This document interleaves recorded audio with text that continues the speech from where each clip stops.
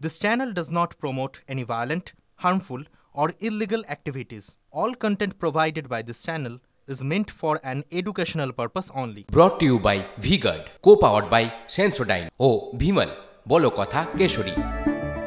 Associate sponsor Ultratech Cement. ভোটের সব খবরে নজর তো রাখছি, তবে এই মুহূর্তে আপনাদের জানাবো আরো একটি বড় খবর। প্রাক্তন বিচারপতি অভিজিৎ গঙ্গোপাধ্যায় এবার তিনি নিজে হাইকোর্টের দ্বারস্থ। এফআইআর খারিজের আবেদন অবসরপ্রাপ্ত বিচারপতি অভিজিৎ গাঙ্গুলির, প্রচারে সমস্যা হবে তাই এফআইআর খারিজ করা হোক। আরো বিস্তারিত জানবো সহকর্মী শ্রাবন্তীর কাছ থেকে। শ্রাবন্তী, হাইকোর্টে কেন যেতে হলো প্রাক্তন বিচারপতিকে? দেখো, তিনি যেদিনকে মনোনয়ন জমা দিতে যাচ্ছিলেন সেই সময় মনোনয়নকে কেন্দ্র করে গন্ডগোল ঘটে। দেখা যায় যে বিজেপি এবং তৃণমূল সমর্থক তাদের মধ্যে হাতাহাতি পর্যন্ত হয়। আর নির্বিঘ্নে মনোনয়ন দেওয়ার পরেও কিছুক্ষণ পরে তমলুক থানায় একটি এফআইআর হয়। সেখানে একাধিক ধারার সঙ্গে ৩০৭ ধারা, অর্থাৎ যে ধারায় মৃত্যুদণ্ড রয়েছে, অর্থাৎ খুনের ধারা, সেই ধারা রুজু করা হয়েছে তার বিরুদ্ধে। এই এফআইআরকে চ্যালেঞ্জ করে তিনি বিচারপতি জয় সেনগুপ্তর এজলাসে তিনি আর্জি জানিয়েছেন। আগামীকাল এই মামলার শুনানি থাকছে। দ্রুত শুনানির জন্যই আর্জি জানানো হয়েছিল। বিচারপতি জয় সেনগুপ্ত তারই অনুমতি দিয়েছেন। অনেক ধন্যবাদ শ্রাবন্তী। আর এবার নজর রাখবো আরো একটা বড় খবরে। ভোটবঙ্গে নিয়োগ দুর্নীতিতে এবার আরো চাপে শাসক দল। তালিকা ধরে ধরে অযোগ্য শিক্ষকদের তলব করছে সিবিআই। আরো বিস্তারিত জানবো সহকর্মী সুমন মহাপাত্রের কাছ থেকে। সুমন, অযোগ্য চাকরির প্রার্থীদের তাহলে এবার শিওরে সমন বলতে গেলে? একেবারেই তাই। দেখো, ৪,২৩৭ জনের তালিকা, মোট ৬টা তালিকা, সেখানে বিভিন্ন ধরনের দুর্নীতির মাধ্যমে কিভাবে নিয়োগ হয়েছে সেই তালিকা রয়েছে। এবং সেই তালিকা যেমন সিবিআইয়ের হাতে রয়েছে তেমনই রয়েছে TV9 বাংলার হাতেও, এবং সেই তালিকার এক্সক্লুসিভ তালিকা আমাদের কাছে রয়েছে। এবং সিবিআই সেই তালিকা ধরে ধরে কিন্তু অযোগ্য শিক্ষকদের তলব করা শুরু করেছে। এর অর্থ তাদেরকে জিজ্ঞাসাবাদ করা হবে তারা কাউকে অর্থের মাধ্যমে টাকা দিয়ে চাকরি পেয়েছেন কিনা, কিভাবে তারা চাকরি পেতেন, কে যোগাযোগ করে দিয়েছিল, এই সংক্রান্ত প্রশ্নের মুখোমুখি হতে হবে অযোগ্য শিক্ষকদের।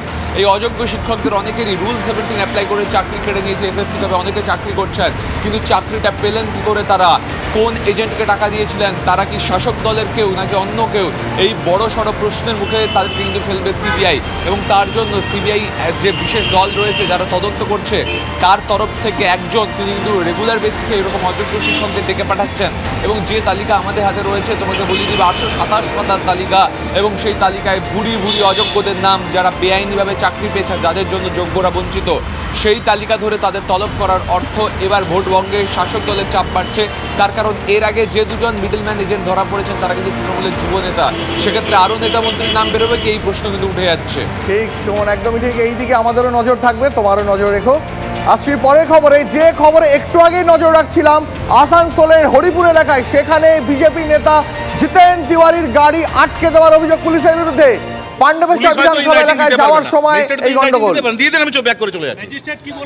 আমি জানি না, উনি বলছে আমি কার সঙ্গে কথা বলতে যাচ্ছি, তো কথা বলে আসুন। মানে ওই সবটাই ডিলেটারি প্রসেস। পুলিশ নিজের ঘাট থেকে ম্যাজিস্ট্রেটদের ঘাড়ে দিয়ে দিয়েছে, নিজের ঘাড়ে দোষ রাখবে না। এবার ম্যাজিস্ট্রেট বুঝে করুক। এবার উনি এমন লোককে নিয়ে এসে না খায় না গায়ে মাখায়, জানাই বোঝাই যাচ্ছে না, উনি নিজে কিছুই জানেন না, চলে এসছেন।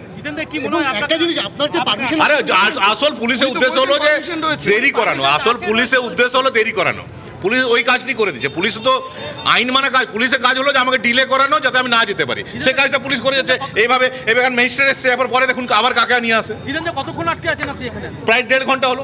কি বলছেন লাস্ট, কি বললেন উনি বলেছে আমি ঠিক বুঝতে পারছি না, আমি ক্লারিফাই করে আসছি। দেখো, ম্যাজিস্ট্রেটকে আটকে রেখে ভোট লুটের চেষ্টা। হ্যাঁ, একদম হচ্ছে তো। দেখো, ম্যাজিস্ট্রেট এসেছিলেন এবং ম্যাজিস্ট্রেট কিন্তু জানালেন অনুমতি রয়েছে, তারপরেও কেন তার গাড়ি আটকে রাখা হচ্ছে তার কিন্তু সদুত্তর ম্যাজিস্ট্রেট দিতে পারলেন না। আর তারপরে কিন্তু বচসায় জড়ালেন জিতেন্দ্র তিওয়ারি। তিনি কিন্তু বারবার করে জিজ্ঞাসা করলেন তার দোষ কোথায়, তিনি তো অনুমতি পেয়েছেন। অনুমতি রয়েছে, উনি নিজে স্বীকার করছেন, তারপরেও আপনাকে যেতে দেওয়া হচ্ছে না।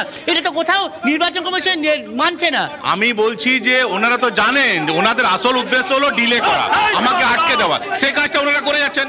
ওনারা তো ইলেকশন কমিশনের গাইডলাইন মানছেন না, ওনারা তৃণমূল কংগ্রেসের গাইডলাইনে চলছে। 33টা বুথ রয়েছে, কিন্তু মাত্র 30টা মাত্র বুথে আপনাদের এজেন্ট, যার কথা বুথে এজেন্ট নেই, মেরে তাড়িয়ে দেওয়ার অভিযোগ। সেখানে পুলিশের ভূমিকা কেন? এই তো পুলিশ এটা তৃণমূল কংগ্রেসকে খুশি করার জন্য যা যা করা সবটাই করছে। আমি তো বলছি যে কথা বলছেন সেটা এক লাইন লিখে দিন না, আমি চলে যাবো, ব্যাক করে চলে যাবো। ম্যাজিস্ট্রেট তো লিখে দেওয়ার, অর্ডার দেওয়ার অধিকার আছে, কেন লিখে দিচ্ছেন না? জিতেন্দ্র তিওয়ারির মুখে এক কথা শুনে রীতিমতো সমস্যায় পড়ে কিন্তু ম্যাজিস্ট্রেট এখান থেকে সরে যান এবং কিন্তু দেখা গেল তিনি জিতেন তিওয়ারিকে বারবার বললেন যে অনুমতি রয়েছে কিন্তু কেন যেতে দেওয়া হবে না তার কোনো সদুত্তর নেই। প্রায় 8 ঘন্টার বেশি হয়ে গিয়েছে এই হরিপুরে কিন্তু জিতেন তিওয়ারির গাড়ি আটকে রাখা হয়েছে এবং সেখানে কিন্তু বিজেপি কর্মী সমর্থকরা এসে গেছেন, তারা বিক্ষোভ দেখাচ্ছেন যে তাদের এজেন্টকে বিভিন্ন জায়গা থেকে বের করে দেওয়া হয়েছে। প্রায় 133টার মতো বুথ রয়েছে পাণ্ডবেশ্বরে, যেখানে মাত্র 20 থেকে 25টা বুথে বিজেপির এজেন্ট রয়েছে, আর কোথাও নেই। স্বাভাবিকভাবে সন্ত্রাসের অভিযোগ উঠছে গোটা পাণ্ডবেশ্বর জুড়ে।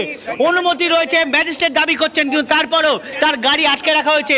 যখন আমরা ম্যাজিস্ট্রেটকে এই বিষয়ে প্রশ্ন করি, ম্যাজিস্ট্রেট কিন্তু একটা কথা বলেন যে আমি বিষয় বলতে পারবো না। শোনাবো সায়ন্ত ম্যাজিস্ট্রেট ঠিক কি বলেছিলেন তোমার সঙ্গে কথার সময়, শোনাবো দর্শকদের। না, কোনো নিয়ম অনুসারে তিনি যদি এখানের ভোটার হন তিনি ঢুকতে পারেন। তিনি যদি এখানের ভোটার হন সেক্ষেত্রে ঢুকতে পারবেন, বা তিনি যদি কোনো ইলেকশন এজেন্ট হন, ইসিআই যা গাইডলাইন সেখানে বলা আছে যে তিনি যদি ইলেকশন এজেন্ট হন সেক্ষেত্রে তিনি ঢুকতে পারবেন। কিন্তু যারা অ্যাসেম্বলি ইনচার্জে থাকে সেই তথ্য তো ইলেকশন কমিশনে জানানো হয় যে ইনি ইলেকশনের দায়িত্বে রয়েছেন ওই অ্যাসেম্বলির ইনচার্জ, তাহলে তিনি কেন যেতে পারবেন? এবারে আমি একটু কি নিয়ম একটু এআরও ম্যাডামের সাথে কথা বলি। স্পষ্ট নয় আপনার কাছে? আমি এআরও ম্যাডামের সাথে কথা বলি। নিয়মটা আপনার কাছে স্পষ্ট নয়? আমি এআরও ম্যাডামের সাথে কথা বলি। স্পষ্ট নয়, তাই তো? না, বলছি অনুমতি তো দেওয়া রয়েছে। আপনি সেক্টর ম্যাজিস্ট্রেট। নজর রাখবো এই মুহূর্তের একটি গুরুত্বপূর্ণ খবরে। ভোটের মুখে অস্বস্তিতে ঘাটালে তৃণমূল প্রার্থী দেবের সহকারীর বিরুদ্ধে টাকা নিয়ে চাকরির আশ্বাস দেওয়ার অভিযোগ চাকরি দিতে 8,80,000 টাকা নেন রমাপদ মান্না। আরো বিস্তারিত জানবো সহকর্মী শ্রাবন্তীর কাছ থেকে। শ্রাবন্তী, দেখো, একদিকে যখন দেব তিনি প্রচারে ব্যস্ত রয়েছেন সেই সময় নিঃসন্দেহে এই ধরনের একটা অভিযোগ তাকে অনেকটাই অস্বস্তিতে ফেলবে। তার পার্সোনাল অ্যাসিস্ট্যান্ট এভাবে টাকা নিয়েছেন এমনটাই অভিযোগ রয়েছে এবং তারপর তার নামে যখন এফআইআর করতে গেছেন এই মামলাকারী, সেই এফআইআর নেওয়া হয়নি। তার অভিযোগ যে দেব যেহেতু প্রভাবশালী তাই এই এফআইআর নেওয়া হয়নি। এমনকি তিনি নিরাপত্তারও অভাব বোধ করছেন, তাকে দ্রুত যাতে প্রোটেকশন দেওয়া হয়, নিরাপত্তা দেওয়া হয় তারও আর্জি জানান। আগামী শুক্রবার বিচারপতি জয় সেনগুপ্ত এজলাসে এই মামলাটি শুনানি থাকছে। অনেক ধন্যবাদ Srabanti. Brought to you by V-Guard, co-powered by Sensodyne O Bhimal, বলো কথা Keshari. Associate sponsor Ultratech Cement.